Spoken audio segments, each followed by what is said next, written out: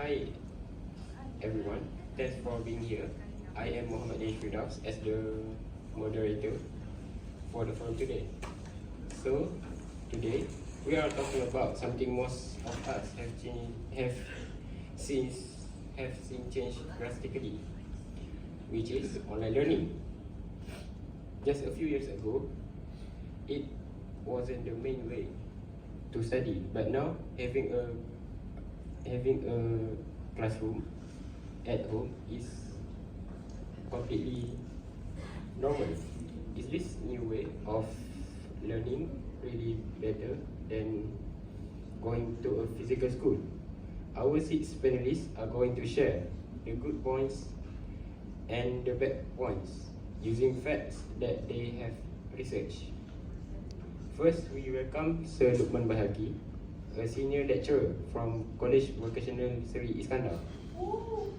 Next, Professor Ezat, veteran physics lecturer from UiTM Seri Iskandar. Joining them is Sir Ezrin, a language teacher from SMK Seri Iskandar.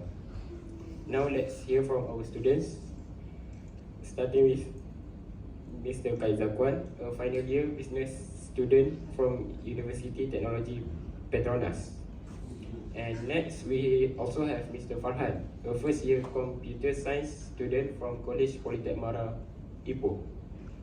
Finally, we introduce Mr. Arshad, a passionate biology student from University Sultan Azlan Shah. Alright, let's begin with our first panelist, Mr. Bahaki. Mr. Bahaki, what can you say about the advantages of online learning? Well, thank you so much, Mr. Danish, for the question. Well, I think there are so many reasons and so many advantages out there of the online learning method. But I think one of the main reasons I strongly agree and support online learning method is because of its flexibility that online learning method offers. For individuals with full-time jobs and family responsibilities, or those living far away from their campus or their college or their university, attending physical classes could be very challenging for them. Online learning could definitely allow students to study at their own time and at their own pace that suit their personal schedule, whether it is in the evening or during the weekdays or during their leisure time or their free moment. So according to the research, this system is praised for allowing education to fit in our real life, around our real life commitments, rather than forcing people to rearrange their lives around rigid class times. So this flexibility has made higher education more accessible and inclusive, especially for those who were previously unable to attend due to life constraints. So in short, I think that online learning plays a crucial role in making education more achievable for everyone to do. Well, that is a strong start. What is your points about online learning, Mr. Ezat? Alright, thank you. In my opinion, I think the financial reasons are huge. First of all, online courses are often less expensive than traditional ones. But even better, you can save tons of money on all the extra costs. No more paying for expensive petrol, bus tickets, or parking every day. You don't have to buy a lot of physical books either. You can just use cheaper ebooks online. Plus, you get more choices in courses. Your local college might offer only 20 degrees, but in online, you can find thousands of specialized courses from all over the world. This allows you to learn exactly what you need for your career, and while doing it, you can save a lot of money. Thank you. That's all for me. That is excellent points on cost. So, Mr. Ezrin, how about your points on the topic?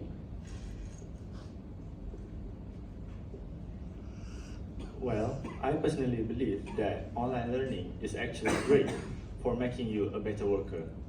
To succeed online, you must develop great self-discipline and time management skills.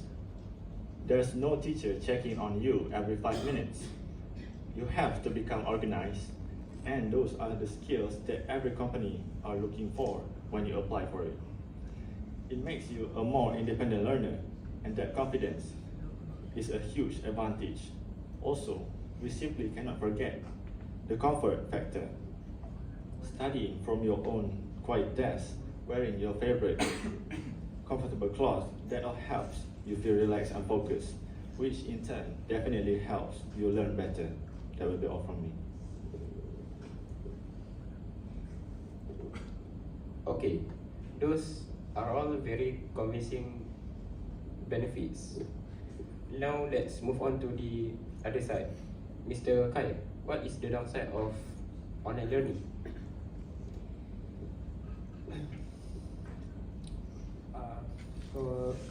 For me, the biggest problem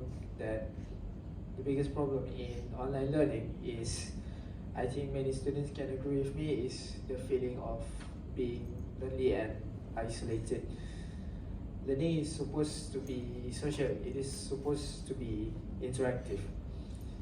When you don't see your classmates or teacher in person,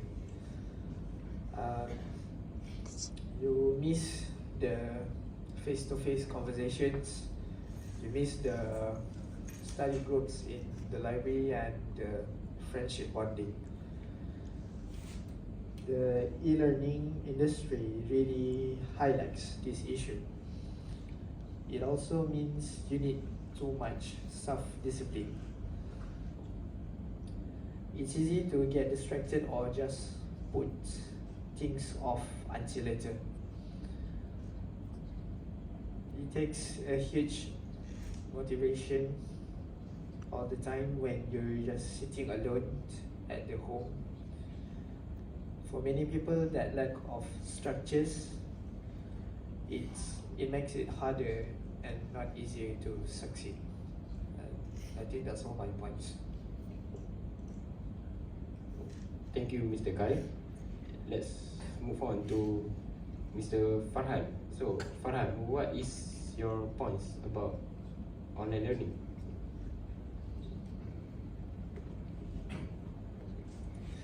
Sometimes technical problems can be a huge deal. For online learning to work, you must have fast, reliable internet and a good modern computer. If your internet is slow, you can't watch the video lectures or upload your assignments on time. This immediately creates an unfair situation for students who can't afford the best Wi-Fi. Also, we have to talk about quality. Not all online classes are great. Sometimes the teacher's feedback isn't quick enough and you can't get that instant hands-on help you need, especially for complicated subjects. The quality is inconsistent and that can really hurt your learning. Thank you, Mr. Farhan. Finally, Mr. Arshad, tell us your points about online learning.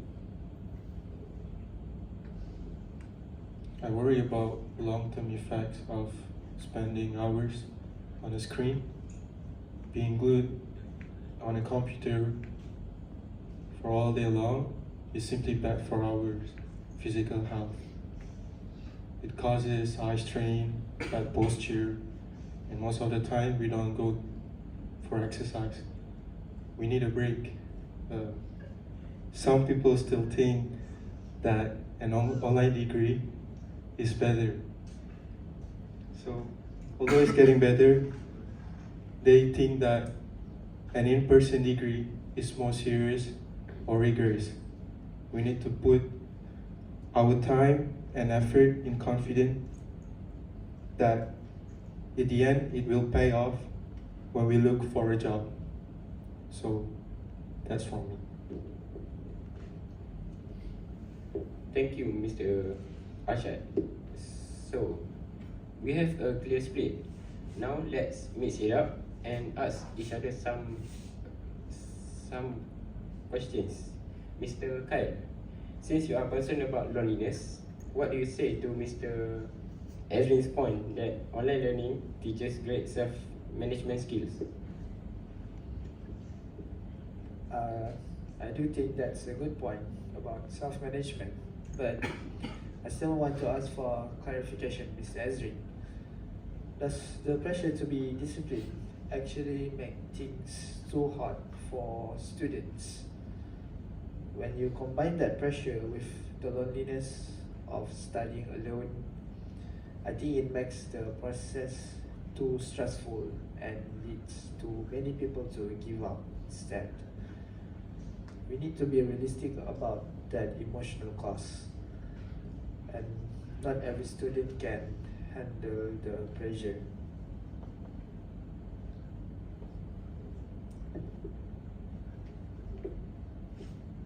Well, that is certainly a fair concern about the stress. However, we can't just avoid teaching necessary skills. The solution isn't to stop online learning, but instead, it is for schools to offer much better support. Let's say, for example, like making students attending a mandatory study skills class online first. We have to learn the organizational skills needed for the modern world anyway. And the online class is just forcing that growth. The job market today needs independent people, and this model helps create them. Thank you, Mr. Khair and Mr. Ezrin. Mr. Farhan, you highlighted technical issues. And Mr. Bahaki, as the person arguing for flexibility, how do you defend the online model when a student in rural areas might not have the internet to access it? Well, I think that is a very fantastic question. As a matter of fact, I want to analyze this perspective not as a failure of online learning, but as a failure from our national infrastructure. Our national infrastructure. Because my argument is that the idea of the flexibility is already great, but we also need the government to ensure fast and affordable internet connection for everyone, so that the potential benefit of this online learning method can truly be very, very fair. So the potential of online education to serve distant people is too big to just be ignored just because of a slow Wi-Fi connection. So I think that we should fight for better internet and not just for better classrooms.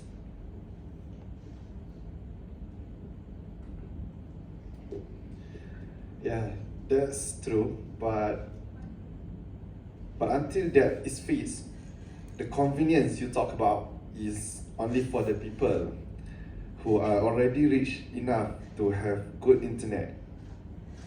If the school accepts students knowing their internet is unreliable, the school is risking the quality of the education those students receive. We need to focus on what works right now for everyone, not just what could work in the future.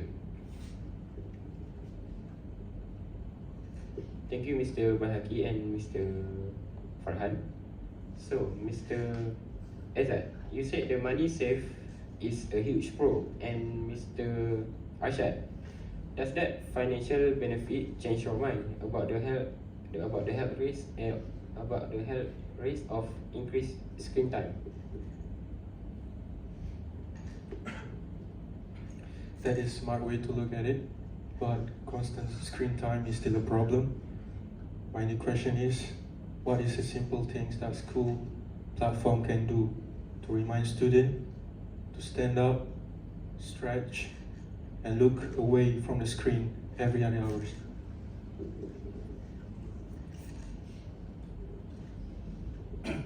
Alright, I think that is a good point. We could ask school to add a pop-up timer to the learning platforms to enforce breaks. This helps solve your health concerns while we keeping the money-saving benefits. It's about combining the flexibility, which is the financial benefits, with smart design of health protection. We can definitely achieve both if we can use technology wisely. Thank you, Mr. Arshad and Mr. Azad. To finish up, we agree that online learning gives us flexibility, lower costs, and new skills. But we must not forget the issues of isolation, the need for better tech, and our health. It is clear that online learning is here to stay, but the key is finding a good balance between the convenience of a home and the community of a classroom. We need technology that supports us, not just tests us. Thank you all for this excellent discussion, and until we meet next time. Okay, thank you very much.